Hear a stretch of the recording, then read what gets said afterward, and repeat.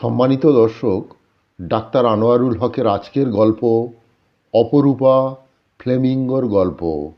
গোধূলি বেলার শীতল বাতাস লস্কর পরিবারের বসার ঘরে ভেসে আসছে। চায়ের কাপের ধোঁয়া আর পাকোড়ার গন্ধ মিলে এক আরামদায়ক পরিবেশ।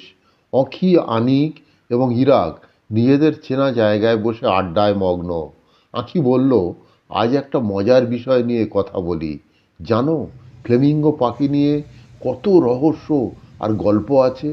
ইরাক এক লাফে উঠে পড়ল। ফ্লেমিঙ্গো? ওই যে লম্বা পা আর গোলাপি রঙের পাখি, ওরা কি জাদু জানে দিদি? অনেক হেসে বলল, জাদু নয় ইরাক, তবে ওদের রং আর চলার ভঙ্গি দেখলে মনে হয় ওরা কোনো সুন্দর নাচ করছে। আঁকি শুরু করলো, ফ্লেমিঙ্গোর গোলাপি রং কিসের লক্ষণ, কি কারণে হয় জানো? ওরা যে খাবার খায়, যেমন শামুক আর চিংড়ি, সেগুলোতে থাকে ক্যারোটিনয়েড নামক এক রঞ্জক পদার্থ। এই খাবারগুলো ওদের পালকে গোলাপি রং এনে দেয়। যদি ওরা এ ধরনের খাবার না খায় তবে ওদের রং ধূসর হয়ে যাবে। ইরাক বিস্মিত হয়ে বলে, তাহলে আমি যদি গোলাপি খাবার খাই আমার রঙও গোলাপি হবে? অনেক মজা করে বলে, তুমি যদি পুরনো দিন শুধু গাজর খাও তা হয়তো তোমার গায়ের রং বদলে যাবে। আঁখি আবার শুরু করলো, ফ্লেমিঙ্গোরা এক পায়ে দাঁড়ায় কেন জানো? অনেক বলল, সেটা তো আমি জানি। ওরা এভাবে শরীরের তাপমাত্রা ঠিক রাখে।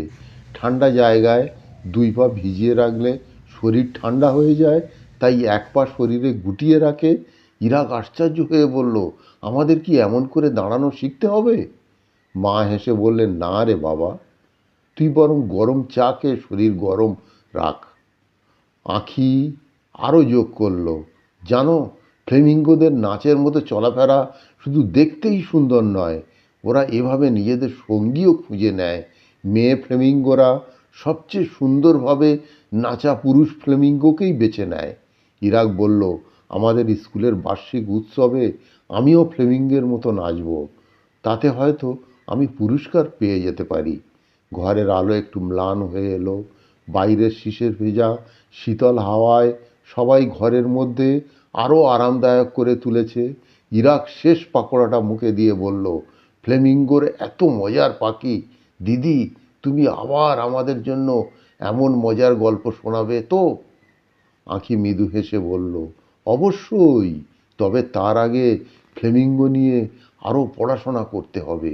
এভাবেই লস্কর পরিবারের গোধূলির আড্ডা মিশে রইল ফ্লেমিঙ্গোর রহস্যময় সুন্দর জীবনের উপর।